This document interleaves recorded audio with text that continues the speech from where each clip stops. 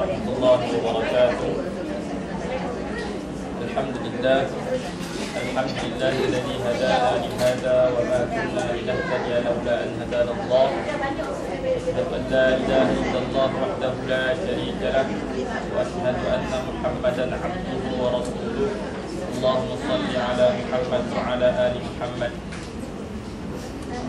قال الله تعالى في القرآن الكريم: أعوذ بالله من الشيطان الرجيم والذين كفروا أعمالهم كسراب بقيعة يحسبه الظمآن ماء حتى إذا جاءه لم يجده شيئا ووجد الله عنده فوفاه حسابه والله سريع الحساب. قال صلى الله عليه وسلم: كل أمتي يدخلون الجنة إلا من أبى. قالوا يا رسول الله ومن يأبى؟ قال: من أطاعني دخل الجنة ومن عصاني فقد أبى، أو كما قال رسول الله صلى الله عليه وسلم. معاشر الحاضرين والحاضرات rahimakumullah, tuan-tuan, puan-puan yang dirahmati Allah sekalian, syukur kepada Allah Subhanahu wa taala karena Allah Subhanahu wa taala masih mempertemukan kita dalam ruang yang sangat nyaman ini.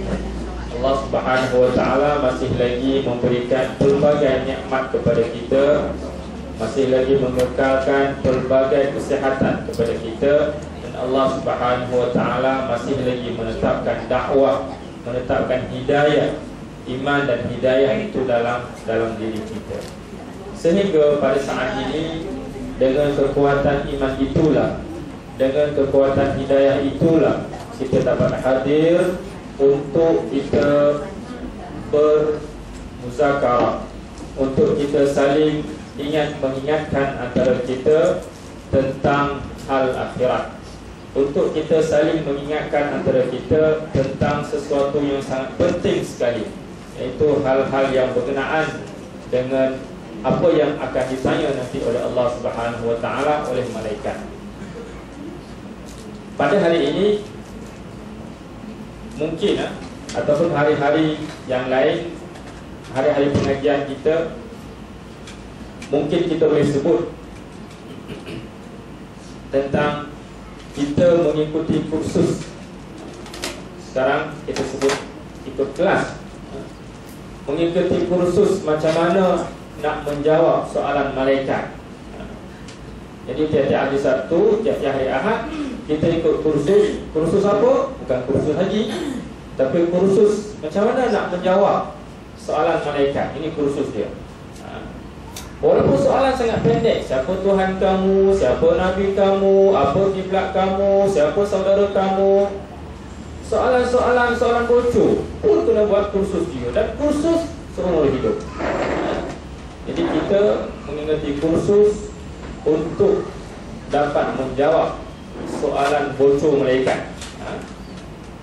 InsyaAllah dengan ini kita dapat mengumpulkan kekuatan, dapat mengumpulkan semangat, dapat mengumpulkan pelbagai bahan-bahan yang mana untuk kita nak menjawab soalan-soalan yang akan ditanya kepada kita tentang apa sahaja.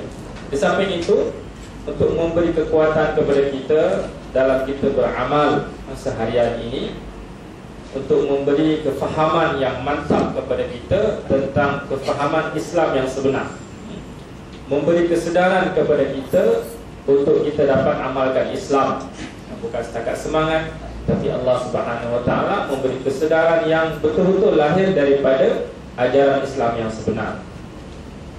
InsyaAllah pada pagi ini kita menyambung pembahasan fiqh aulawiyat kita pada muka surat, kalau buku sama dengan saya, 125. Saya berhenti tinggal tu, dia boleh ulang. Sebab tajuk dia, tajuk yang tidak ada kaitan secara penting lah. Ada kaitan, cuma kaitan dia secara umum sahaja. Mengutamakan dalam hal-hal yang diperintahkan Allah. Kalau tajuk sebelumnya sudah baca di tempat lain sebenarnya, saya sambung macam mana? Kita sambunglah.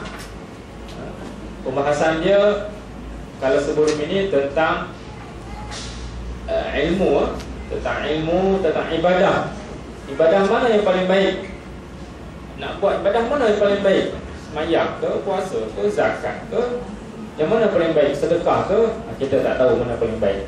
Dia tergantung kepada keadaan, tergantung kepada suasana, tergantung kepada orang.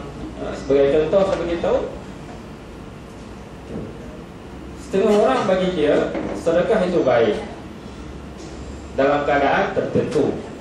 Dalam keadaan lain, salat itu baik. Setengah orang mungkin benda-benda yang lain lebih berguna, lebih baik ibadah itu bagi dia pada keadaan itu. Jadi itu tajuk sebelumnya. Ini tajuk seterusnya, mengutamakan dalam hal-hal yang diperintahkan Allah. Tajuk ini sangat umum sekali. Sangat umum sekali. Seharusnya bagi kita untuk kita mengutamakan apa yang diperintahkan oleh Allah. Seharusnya dengan kita mengikut syariat. Syariat Allah itu apa yang diperintahkan oleh Allah. Walaupun kadang-kadang kita rasa syariat itu tak kena dengan aku, tak payahlah dengan aku, tapi kena ikut juga. Tadi dalam laluan saya ke sini, saya dihalang oleh kereta api. Apabila saya berhenti depan sekali, bukan dihalang lah, pagar tu, saya berfikir, saya tengok kenapa dia halang. Tutup pagar. Kemudian dalam tunggu tu, shoot motor tu lalu, belah sana tu lalu, belah sini tu lalu. Pagar dah tutup dah. Pagar dah tutup dah, tapi motor tu lalu juga. Kalau logiknya kita fikir, apa dia tutup awal sangat? Kenapa dia tutup awal sangat? Tunggulah. Nak sampai baru tutup. Ini cerita. Kita nak beritahu benda yang lain, itu cerita saja.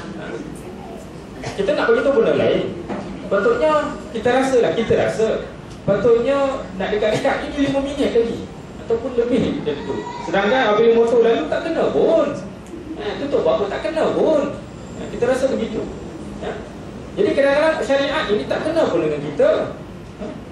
Tutup aurat apa? Aku ni bukan segak sangat. Aku ni bukan lawak. Kalau aku buka pun bukan orang nak ni. Bukan orang nak tackle aku ke. Kita rasa tak kena syariat itu untuk kita. Tapi syariat menutup aurat itu untuk semua. Apabila tutup palang tu, siapa pun tak boleh lalu. Walaupun kalau lalu tak kena kereta api. Kalau buka aurat tak kena pun. Tak kena kepada kita, kena kepada orang lain kan. Tak kena hari ini, kena besok. Tak kena besok, kena tulat. Jadi itu syariat, mengutamakan syariat. Jelas bagi kita. Walaupun kita rasa apa-apa saja yang tak kena dengan kita, apa-apa rasa kadang nafsu kita, keadaan kita, kadang kita rasa, tetapi syariat telah menetapkan. Apabila syariat telah letak, apabila pagar telah tutup, seorang tak boleh lalu. Kecuali rukhsah lah. Rukhsah ni bab cerita lain. Bab cerita lain. Jadi syariat, apabila disebut syariat ini, maka kita tidak ada soalan kenapa syariat. Kenapa diharamkan makan daging babi ya? Kita tanya. Kemudian kita cari soalan, tadi jawapan. Kerana dalam itu tergantung ulat, kuman dan sebagainya. Boleh jadi satu masa nanti ada satu ubat yang menghilangkan kuman tersebut. Cacing pita menghilangkan. Boleh? Tidak. Itu syariat. Bukan kita tak ada soalan kerana diperbodohkan oleh agama, tidak. Tetapi soalan itu akan menyebabkan hilangnya ketaatan kita. Ketaatan kita. Kita ada benda boleh tanya sebab kenapa, tapi kita tak boleh tanya tentang soalan itu kepada tidak dibolehkan syariat tersebut. Mengutamakan syariat daripada hal-hal yang lain. Mungkin kita akan bagi contoh nanti tentang adat lah. Bila sebut dengan syariat ini, kita biasa bertembung dengan adat. Apa hadis Melayu kata? Biar mati anak, jangan mati adat. Hadis tak boleh pakai. Hadis Melayu yang tak boleh pakai. Maksud pengarang di sini mendahulukan, yang asas adalah mendahulukan apa yang berhubungan dengan iman kepada Allah dan mentauhidkan Allah, iman kepada malaikat, kitab-kitab serta rasul-rasulnya, dan iman kepada hari akhir. Itu semua merupakan rukun iman sebagaimana dijelaskan oleh Allah Subhanahu wa taala dalam Al-Qur'an. Laisal birra an tuwallu wujuhakum qibala al-masyriqi wal maghrib, walakinnal birra man amana billah wal yawmil akhir wal malaikati wal kitabi wan nabiyyin. Bukanlah menghadapkan wajahmu ke arah timur dan barat itu suatu kebaktian, satu ibadah. Akan tetapi apa itu ibadah? Ibadah adalah sesungguhnya kebaktian itu beriman kepada Allah, beriman kepada hari kemudian, kepada malaikat, kepada kitab-kitab, kepada nabi-nabi.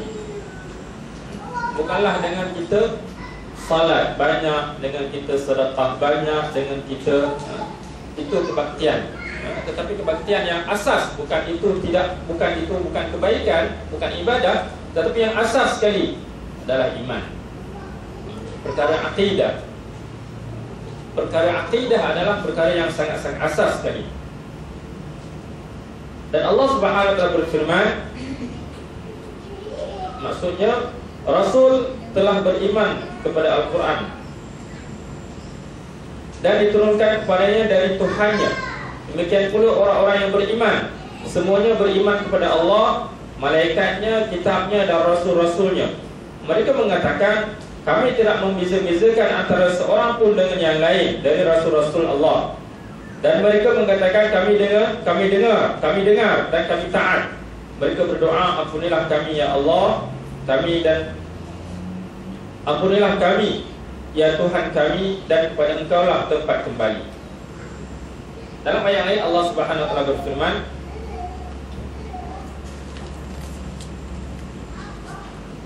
maksudnya barang siapa yang kafir kepada Allah, kepada malaikatnya, kitab-kitabnya, rasul-rasulnya dan hari kemudian, maka sesungguhnya orang itu telah sesat sejauh-jauhnya. Tak penting kepada benda lain pada permulaan. Dia kepada iman dulu. Iman yang macam mana ni? Iman yang macam mana?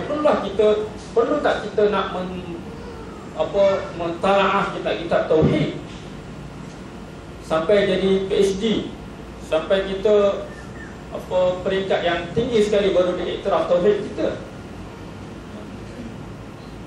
sampai kita mempelajari tentang apa yang dibahaskan oleh orang-orang falasifah, oleh orang-orang ilmu kalam tentang Tuhan macam mana. Ataupun perlulah kita nak betul-betul nak ilmam, nak mahir betul-betul tentang sifat 20 ataupun kitab-kitab yang lain untuk nak memantapkan tauhid kita. Perlu tak? Seorang Arab Badui, dia bertanya kepada Rasulullah, wahai Nabi, wahai Rasul, di mana Allah? Allah tu di mana? Itu tauhid. Allah di mana? Rasulullah kata, Allah ada ke atas.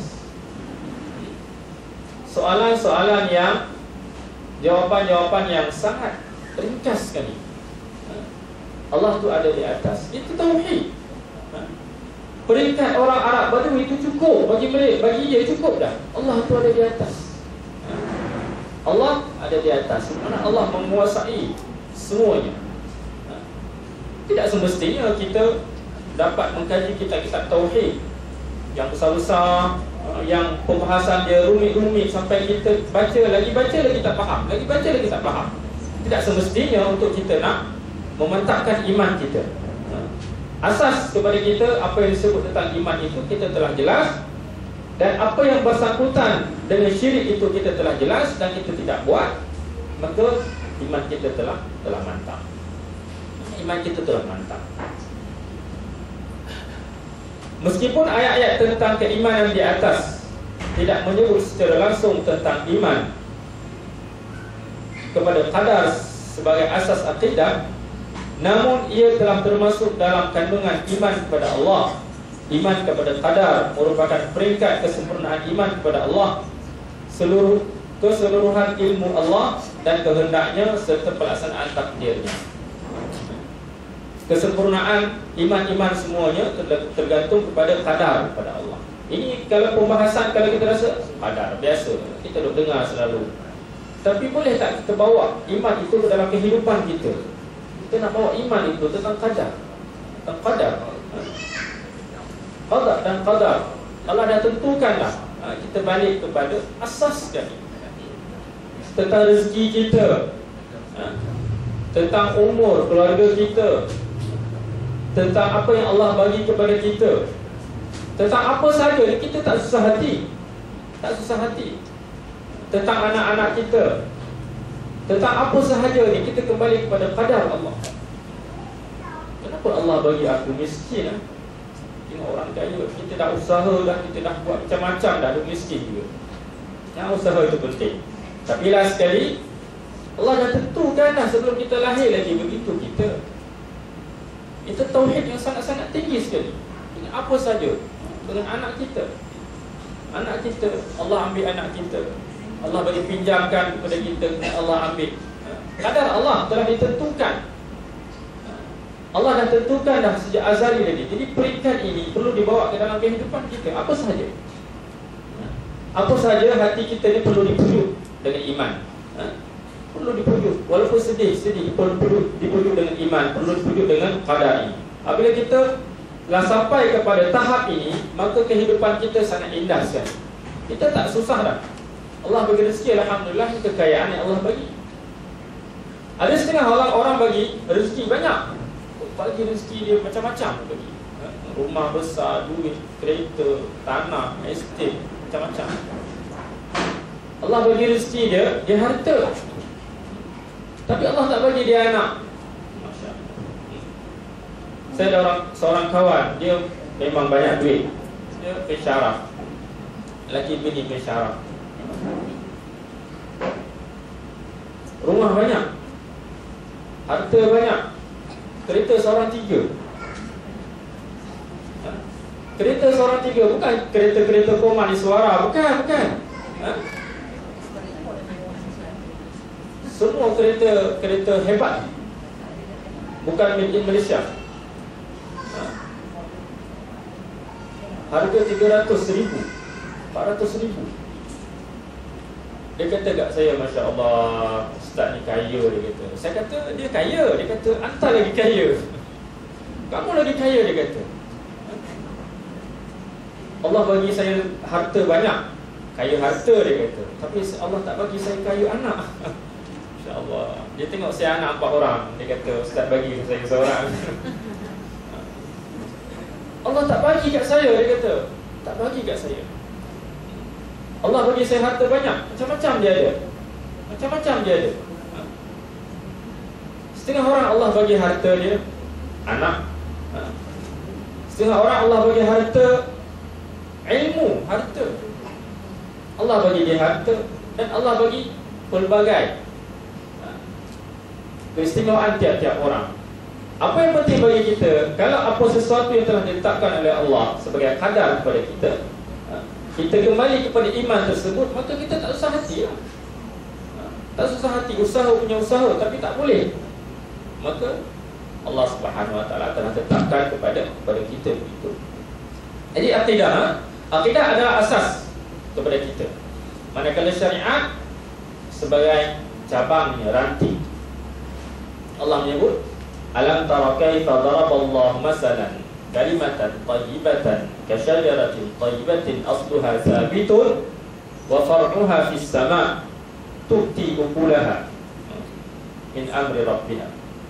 Allah menyebut dalam surah Ibrahim, adakah kamu tidak lihat perumpamaannya? Allah sebut, adakah kamu tidak lihat Allah memberi contoh satu pokok yang mana akarnya menusuk ke dalam tanah, dan cabangnya tumbuh di atas bumi. Dia akan mengeluarkan buah-buah yang sangat sedap tiap-tiap musim. Begitulah maksudnya. Kamu tidak melihat Allah telah menjadikan contoh pohon itu akarnya masuk ke dalam bumi. Itulah disebut sebagai iman. Sebagai iman, yang mana batangnya, dahannya sebagai syariat, buahnya sebagai akhlak. Saya biasa bagi contoh, apabila akar satu-satu pohon ada penyakit, rosak, maka batang pun dia akan reput. Kita tengok pokok plum, ada yang batang dia tengok jatuh sendiri. Ada satu batang tengok elok, nampak tegak, keluar buah, tengok busuk di dalamnya. Masalahnya di mana? Pada akar. Masalah akidah itu yang utama sekali. Sebab itu dalam tajuk ini, akidah itu sangat-sangat penting kepada kita. Kita perlu tanamkan akidah dahulu, syariat kemudian. Akidah dahulu, syariat kemudian. Akidah dahulu, syariat kemudian. Bila mantap akidah, maka Allah Subhanahu Wa Taala memberi kekuatan untuk kita amalkan syariat. Ini yang telah dibuat oleh Rasulullah SAW. Dan apabila kita lihat penurunan Al-Quran, ayat-ayat yang turun di Mekah ini semua ayat tentang akidah, menanamkan akidah dulu selama 13 tahun. 13 tahun untuk memantapkan akidah di hati para sahabat. Apabila akidah telah mantap, maka syariat ni kacang je, petik jari saja boleh buat. Apa yang menyebabkan kita tak boleh syariat, tak boleh buat syariat? Kerana akidah kita tidak mantap. Akidah kita masih lagi goyah. Apabila goyah akidah ni, apabila akar tidak mantap, maka bukan angin taufan yang tiup, angin sepoi-sepoi pun dia akan tumbang. Tak guna. Syariat kita nampak bagus dah, dengan batang tegak dengan ni, tapi akar tak kuat. Akar tak kuat, pokok itu tak payah angin taufan, tolak saja boleh tumbang. Apabila tumbang tak ada guna dah. Jadi begitulah ibaratnya. Saya tidak ingin memasuki perdebatan para ahli kalam sekitar hubungan antara amal dan iman. Antara amal dan iman, apakah ia bahagian dari iman ataupun buahnya? Apakah ia syarat untuk mewujudkan ataupun bukti kesempurnaan? Ini tidak dibahas di sini, ya. Dalam ayat sebelumnya tadi, Allah Subhanahu wa taala berfirman, "Walladzina kafaru." Dah rasa sejuk dah. Demam tak sembuh lagi, ya.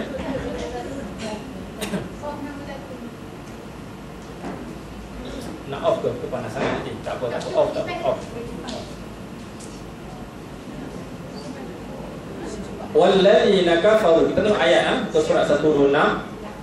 Walladzina kafaru a'maluhum kasarabin biqi'ati yahsabuhu adh-dhama'anu ma'an hatta idza ja'ahu lam yajidhu syai'a wa wajada Allah 'indahu fawaffahu hisabah wallahu sari'ul hisab. Kalau kita lihat ayat ini, masya-Allah, kita lihat iman itu sebagai asas.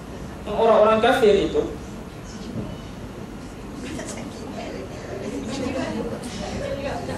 pusing. Dah maaflah. Demam, semua demam. Anak beranak semua demam.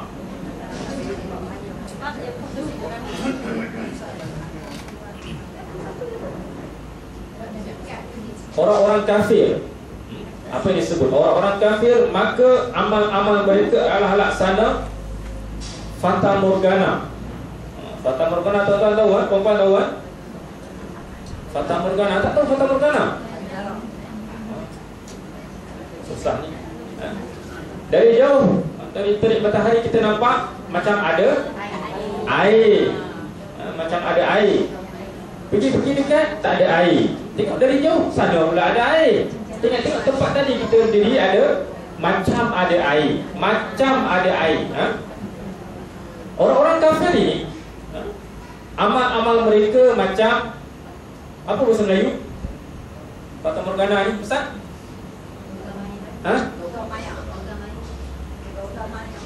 Apa dia? Logam maya. Logam maya, tak biasa dengar. Fata Morgana ini bahasa di sini pun diguna. Dalam nasyid-nasyid pun ada. Tuan-tuan perempuan tak biasa dengan nasyid pun. Macam jalan raya Ustaz. Ya. Jadi amal-amal orang kafir ini macam Fata Morgana. Senang sesungguhnya. Macam di tanah yang datar, yang disangka air oleh orang-orang yang dahaga. Masya Allah, Quran sebut ni. Quran perumpamaan Al-Quran, Masya Allah, sangat tinggi sekali. Macam orang-orang yang dahaga, tetapi bila didatanginya air itu, dia tidak mendapatinya, tak ada air. Nampak dari jauh ada air, tak ada apa pun. Dan dihadapinya ketetapan Allah di sisinya. Lalu Allah memberikan kepadanya perhitungan amal-amal dengan cukup, dan Allah adalah sangat cepat perhitungannya. Tak ada maknanya. Kenapa tak ada maknanya bagi orang-orang kafir? Karena mereka tidak ada iman. Walaupun mereka beramal, walaupun mereka bersedekah, walaupun mereka buat apa saja kebaikan, tidak ada maknanya. Macam Fata Morgana, nampak saja air, nampak saja macam ada sungai, nampak saja macam ada lautan di depan, tetapi bayang-bayang sahaja. Tidak ada maknanya. Kerana apa? Tidak didasari oleh iman. Oleh karenanya, hal yang paling berhak untuk memperolehi keutamaan daripada yang lain adalah meluruskan akidah. Kita ada akidah, tapi kita kena fikir dulu, akidah kita ni lurus ke bengkok. Akidah kita mungkin lurus, tapi telah dibengkokkan oleh adat-adat. Mungkin telah dibengkokkan oleh pantang larang. Ada juga pantang larang yang membengkokkan akidah kita. Banyak dalam masyarakat. Tuan-tuan puan-puan lebih tahu, yang tua-tua lebih tahu lagi tentang pantang larang dalam masyarakat ini. 2 hari lepas saya dengar satu ceramah, saya sebut ceramah lah, senang. Satu program televisyen oleh orang Hindu. Saya tengok, dia membahas tentang macam mana nak bagi seri rumah kita ni, mengeluarkan unsur-unsur negatif dalam rumah untuk memasukkan unsur-unsur positif. Banyak benda lah disebut. Banyak benda. Benda-benda yang disebut tu sebenarnya pantang larang yang kita pinjamkan dari mereka. Apa tak boleh buat? Kalau buat macam ni, jadi macam ni. Nak makan, tak boleh menghadap ke utara. Tak boleh menghadap ke utara.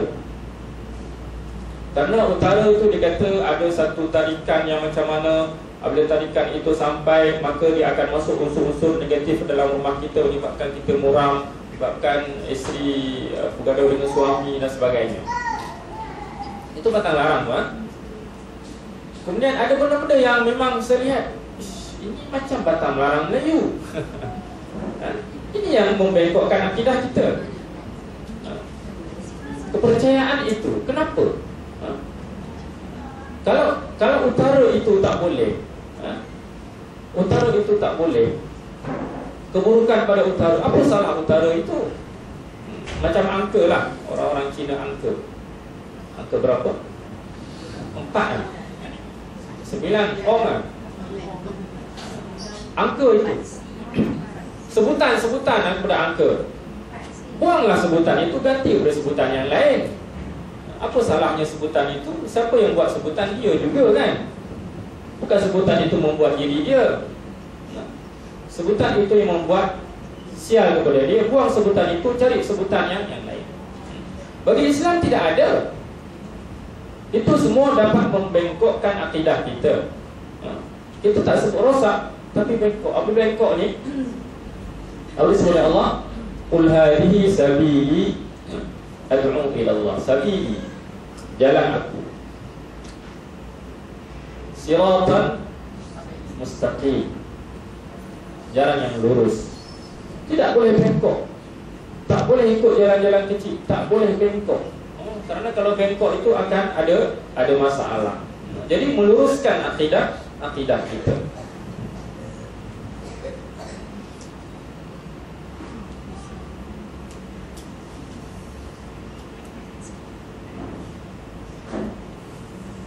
Memurnikan tauhid, menolak syirik dan khurafat. Menolak syirik. Syirik yang kita faham, macam mana syirik kita faham? Sembah tokong, itu syirik. Itu nampak dah syirik jali. Tapi ada tak syirik-syirik khafi yang dalam diri kita? Berlambak. Banyak syirik khafi. Seorang ulama mengatakan, jika seseorang buat sesuatu kebaikan kerana sesuatu yang lain, dia telah mensyirikkan Allah. Macam mana dia tanya, macam mana boleh mensyirikkan Allah begitu? Kerana dia meletakkan kedudukan amal itu sama taraf Allah. Sepatutnya dia melakukan sesuatu amal itu kerana Allah. Kerana Allah. Di sini ya, kerana Allah. Tetapi apabila dia melakukan sesuatu amal kerana yang lain, dia telah seolah-olah menaikkan taraf kerana itu sama dengan Allah. Mensyirikkan Allah. Nampak simple je. Apa saja yang kita buat, mensyirikkan Allah. Kerana amalan tidak ikhlas itu seolah-olah kita syirik kepada Allah. Walaupun kita nampak itu syirik khafi, tapi syirik khafi yang paling bahaya sekali sebab tak nampak. Benda nampak kita boleh lari. Benda tak nampak, nak lari macam mana? Kita tak nampak. Sebetulnya itu yang bahaya. Sebab dia sedikit, kita rasa tak apalah. Tapi sebab tak nampak, banyak-banyak jadi, lama-lama jadi banyak. Jadi memurnikan akidah, menolak syirik dan khurafat. Khurafat dalam adat-adat mungkin. Banyak adat-adat yang membuat kita khurafat. Khurafat bukan setakat sahaja, bukan setakat kalau dulu sembah kubur, meminta di kuburan kubur, memuja mayat budak-budak. Ada lagi tak di sini? Puja mayat budak-budak? Tak ada. Dulu, dan ada tempat masih berlaku. Kalau ada budak yang meninggal, ni tu ilmu hitam. Tuan-tuan, kalau perempuan nak ikut boleh buat. Kalau ada budak meninggal, mereka akan korek mayat tersebut. Mereka akan korek. Mereka akan ambil dia punya hati dia, jantung dia, ambil. Mereka puja. Untuk memberi, wallahu a'lam, untuk memberi kekuatan. Setengah tempat, macam di tempat saya dulu, kalau ada budak meninggal mesti dijaga selama 7 hari. Sebab sana kita masih banyak lagi. Dijaga selama 7 hari. 7 hari insya-Allah dia tak korek dah. Itu lebih daripada khurafat, lebih daripada syirik, lebih lagi amalan-amalan itu. Tapi amalan itu berselerak tempat kita. Kita je tak tahu. Sebab tak nampak dalam kehidupan. Perbomohan. Dengan apa dia ubatkan, dengan apa dan sebagainya. Itu semua akan menjurus kepada syirik dan khurafat dan sebagainya. Kalau di sini mungkin tak ada iklan.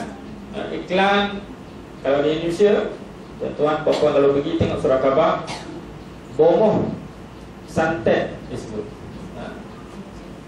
Siapa ada apa tak sedap hati ataupun sakit hati kepada seorang, boleh pergi kepada bomoh tersebut. Dia akan santau, dia akan guna-guna. Iklan dalam surat khabar. Tahu tak tahu? Iklan dalam surat khabar, iklan dalam majalah. Itu senang saja. Itu orang Malaysia kalau nak ilmu itu pergi ke jauh belajar. Sebab ilmu di sana sangat-sangat kuat lagi. Ini semua akan menjurus kepada mensyirikkan Allah Subhanahu wa taala.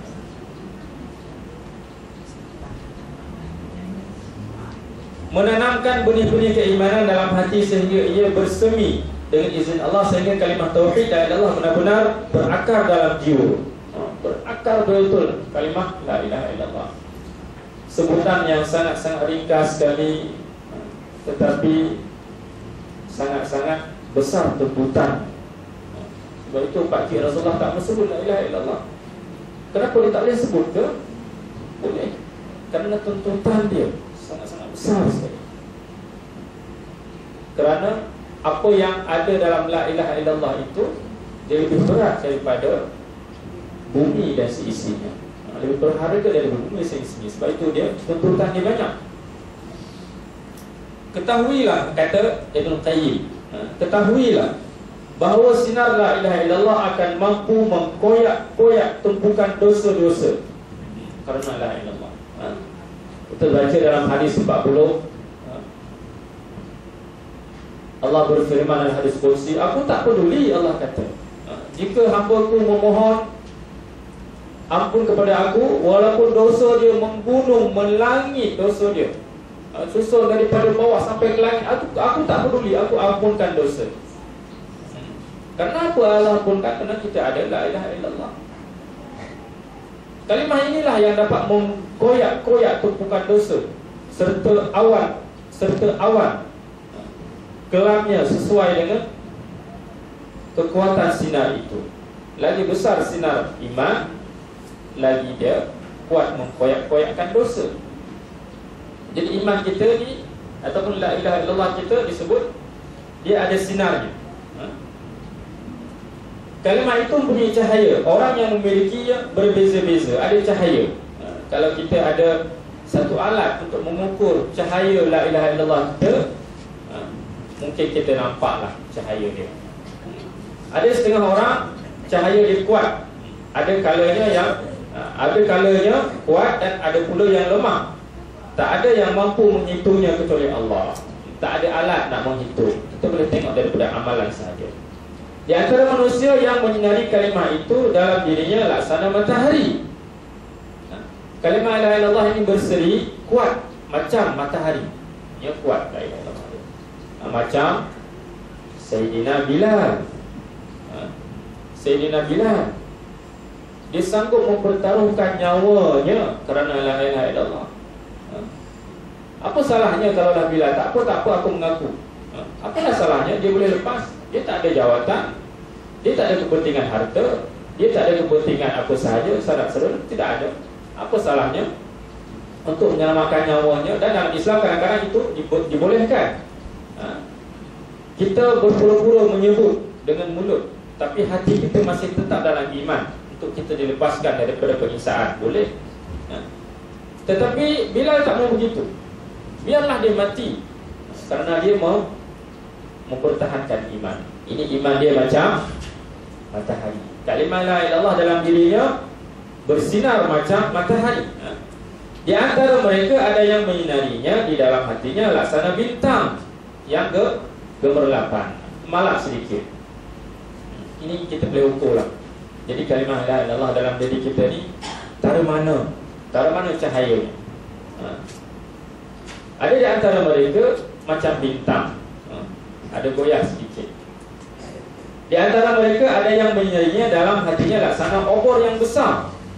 Laksana obor, hanya kurang sedikit daripada bintang. Yang lain seperti lampu yang bersinar kuat. Yang lain macam lampu, nampak sinar yang kuat, ataupun spotlight. Dan yang lain lagi seperti lampu yang bersinar lemah, lampu yang nak habis bateri.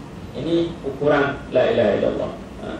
Ada yang lain tak ada langsung, tak ada lampu langsung, tidak ada sinar langsung. Itu yang menyebabkan semua keluar dari Islam. Tidak ada apa mereka rasa dalam Islam ini. Tidak ada apa. Tu kau orang susah sembahyang 5 waktu, susah kena puasa, susah. Sebab apa? La ilaha illallah dalam diri dia tidak ada sinar langsung. Bukan setakat ada sinar la ilaha illallah itu berkarat. Tak boleh nak bagi sinar dah berkarat dah kalimah tersebut. Maka bila berkarat, basikal anak kita dah berkarat, kita nak buat apa? Tahu buang kan? Bagi bersih buruk, buang. Mana tidak ada nilai lagi. Apabila tak ada nilai, dia akan buang lah. Tapi kalau kalimah la ilaha illallah itu bercahaya, berkilat, macam permata dalam diri kita, takkan kita nak buang. Mesti kita nak simpan. Tak simpan kalimah tersebut. Orang usik, jangan pegang, sakit bercala. Pegang pun bercala. Jangan duk usik kalimah. Kalau hentam sikit tak boleh. Sebab dia bercahaya. Tetapi apabila dia tidak bercahaya, apabila dia berkarat, maka kita lihatkan sekarang anak-anak kita. Kita boleh hukumlah orang-orang yang begitu. Makna kalimah yang ada dalam diri dia ni berkarat, tak guna langsung, tak berguna. Kalau jual pun dapat berapa dik je. Penat bawa lagi. Bawa habis minyak kereta RM1, jual dapat 50 sen. Rugi pula. Begitu keadaannya. Oleh kerana itu, cahaya-cahaya tersebut akan tampak pada hari kiamat kelak di sisi kanan mereka, di hadapan mereka, dalam ukuran seperti itu. Ukuran macam mana?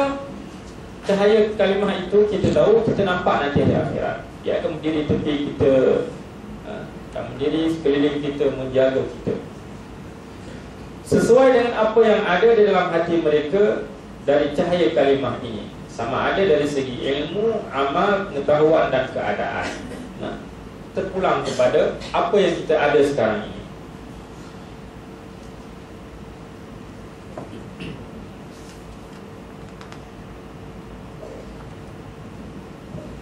Setiap kali cahaya ini membesar dan semakin kuat, ia akan mampu membakar hal-hal yang syubhah dan syahwat sesuai dengan kadar kekuatan dan kuatnya. Itu satu lagi poin kepada kita. Setiap kalimah yang ada dalam diri kita ini membesar dan semakin kuat, maka dia mampu membakar keadaan-keadaan yang lain di sekelilingnya. Syubhat kita, syahwat kita, yang bakar semua kalimah ini. Kalimah ini menolak semua. Kalimah ini menolak semua. Sehingga tidak ada lawan kepada kalimah yang ada dalam diri kita, sebab kuat. Apa saja datang kepada keadaan kita ni, dia boleh tolak semua dengan kalimah. Orang datang kata Kristian bagus, orang datang kata ini, orang datang bawa harta, orang datang tak boleh pergi.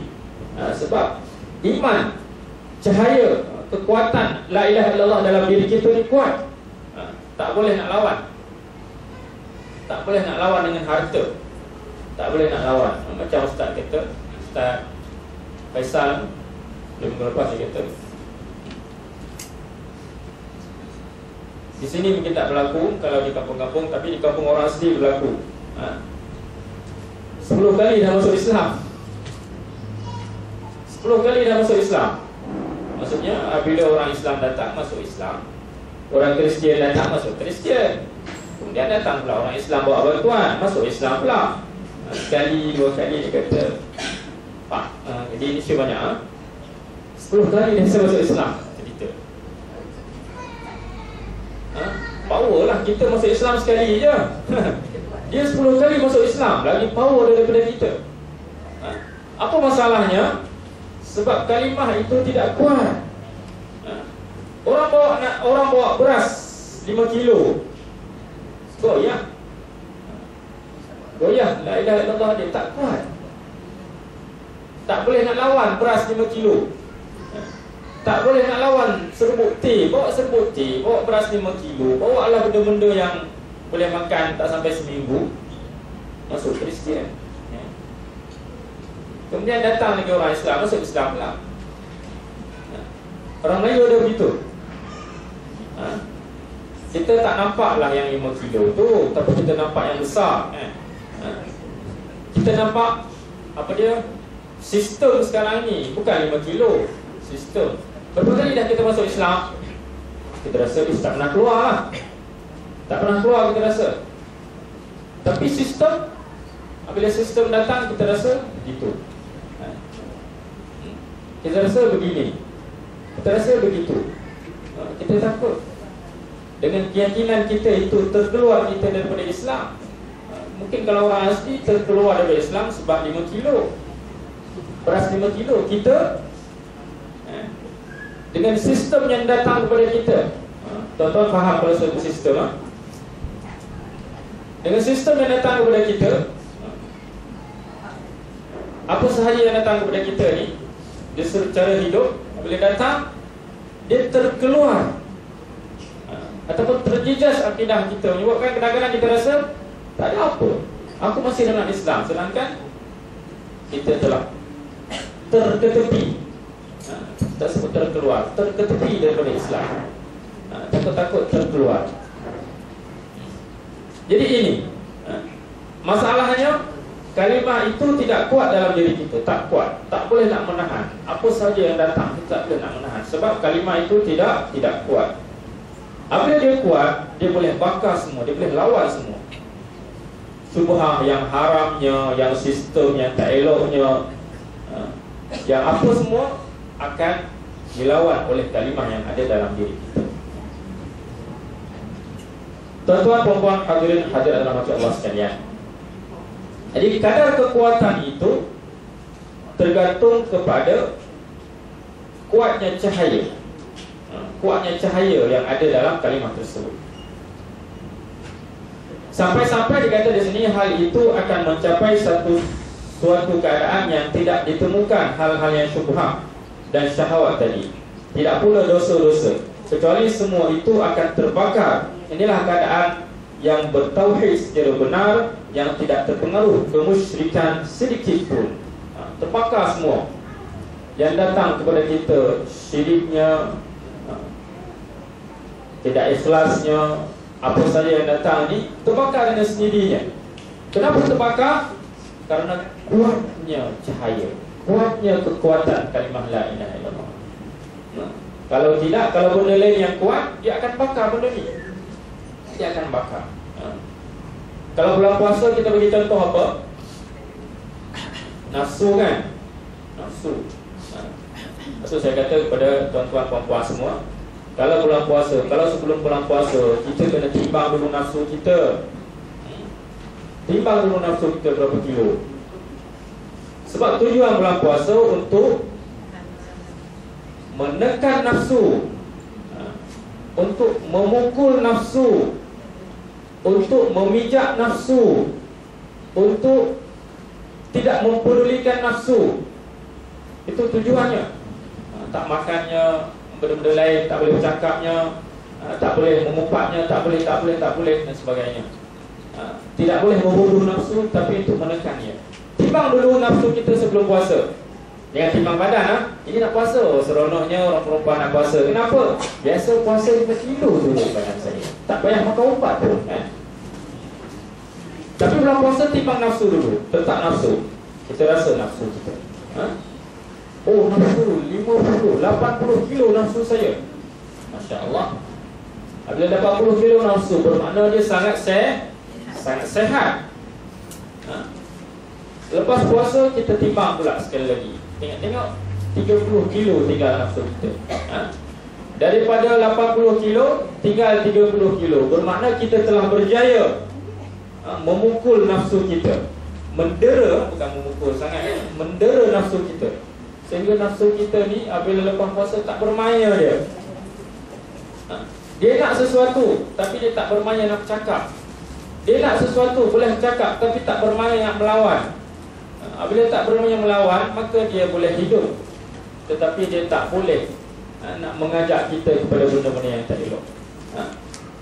Ini sama juga, apabila kalimah kita kuat, cahaya kuat, kekuatan dia kuat, maka dia dapat membakar sekelilingnya. Benda-benda tak elok, benda yang haram, benda yang makruh, benda yang syubhah, benda yang syirik, semua dia dapat membakar. Orang-orang yang mengetahui hal ini menyandarkan keyakinan pada sabda Rasulullah SAW. Maksudnya semuanya Allah mengharamkan mereka, mengharamkan neraka bagi orang-orang yang berkata la ilaha illallah untuk mencari redha Allah. Juga sabdanya tidak masuk neraka orang yang mengucap la ilaha illallah. Tak masuk neraka. Tak masuk macam mana? Kalau sebut saja la ilaha illallah tak buat amal, tak masuk selama-lamanya kan? Tak masuk selama-lamanya. dia akan dibersihkan dulu. Apabila orang yang mengucap la ilaha illallah, ada kalimah la ilaha illallah dalam diri dia, dia tak akan masuk neraka selama-lamanya. Dia masuk dulu, cuci dulu, Allah habis, Allah celup dulu, habis dah lagi. Oh dah habis lagi. Habis dah lagi, tak habis lagi dosa. Selagi tak habis tu Allah dah celup dia dalam neraka. Lagi habis dulu dosa, baru Allah angkat. Letak dalam surga. Jelasnya Allah tak letak selama-lamanya dalam neraka. Mengharamkan neraka tu bagi orang yang mengucap la ilaha illallah. Masya-Allah. Itulah tauhid yang mana kita belajar.